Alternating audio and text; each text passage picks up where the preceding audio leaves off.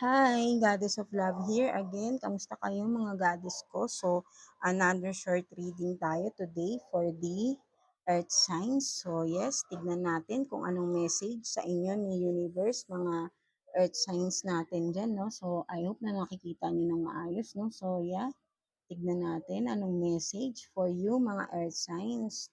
Taurus, Virgo, and Capricorn. So, let's get 3 cards here for the messages or advice, pwede rin, no? So, yeah, tignan natin.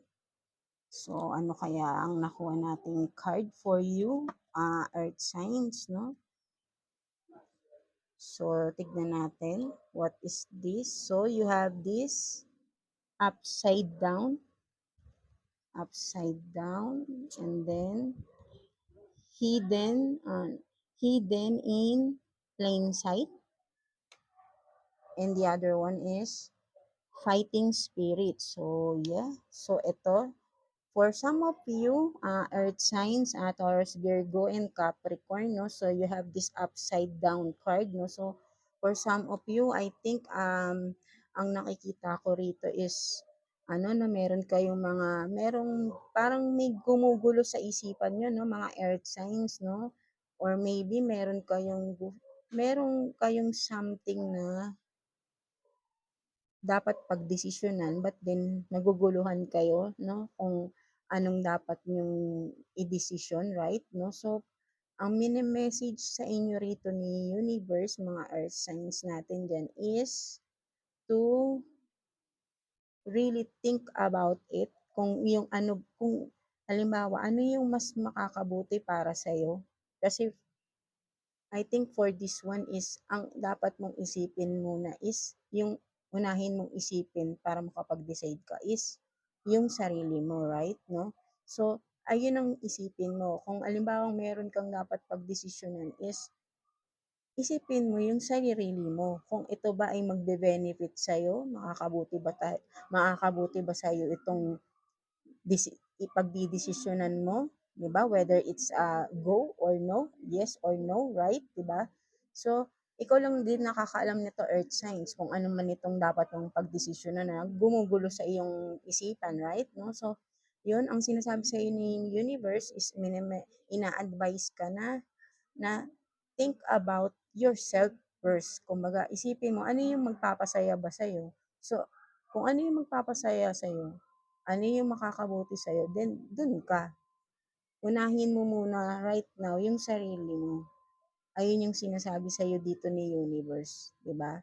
So, yeah, I hope may naka-resonate dito. So, the other one is the hidden in plain sight. So, for some of you, no, Earth signs, no, nakikita ko rito na if you can see, no, meron ditong ahas, no, dito sa inyong likod, no. So this one is, may message sa inyo si Universe na wina-warningan kayo, beware, no, kasi someone or people around you na kilalang kilala mo kasi close na close sa'yo tong tao na ito, no. So, he or she is backstabbing you, betraying you nang hindi mo namamalayan. So, wina-warningan kayo rito, no. Pwedeng for some of you, Earth sign is nangyari na to, or alam niyo na kung sino tong nagba-backstab sa inyo, sino tong nagtatraidor sa inyo, no, and then for some of you naman, mangyayari pa lang to. Pero kasi nga ito nga, kasi hindi mo siya makita, hindi mo maramdaman kasi may tiwala ka dun sa tao na yun. So, isipin mong mabuti, maging maging aware ka sa paligid mo, Earth signs, no? So, yeah, ito kasi malapit lang sa'yo kasi ito, halos talagang dikit na sa'yo tong tao na ito. Kung sino man itong nagbabackstab sa'yo, Earth sign. So, wina-warningan ka dito ni Universe, no? So, yeah. So, ayun ang nakikita ko rito, mga Earth signs natin dyan, no? I mean, Taurus, Virgo, and Capricorn, no? So, yun. So, beware and sana malaman nyo, no, kung sino ito, no? Kasi super close lang nyo to, for sure. Dahil napakalapit lang niya sa inyo, no? So, yeah. I hope may naka-resonate and pag-isipan nyo mabuti to kung sino to, no? If wala naman, di don't claim. But then if merong something, may nararamdaman kayo, so then be aware, no? So yeah, that's it, earth signs, no? So, and the other one, the last card is the fighting spirit. So, yes, no? Claim it no mga earth signs, no? So, sinasabi sa inyo dito, no, napakalakas ng fighting spirit nyo, no?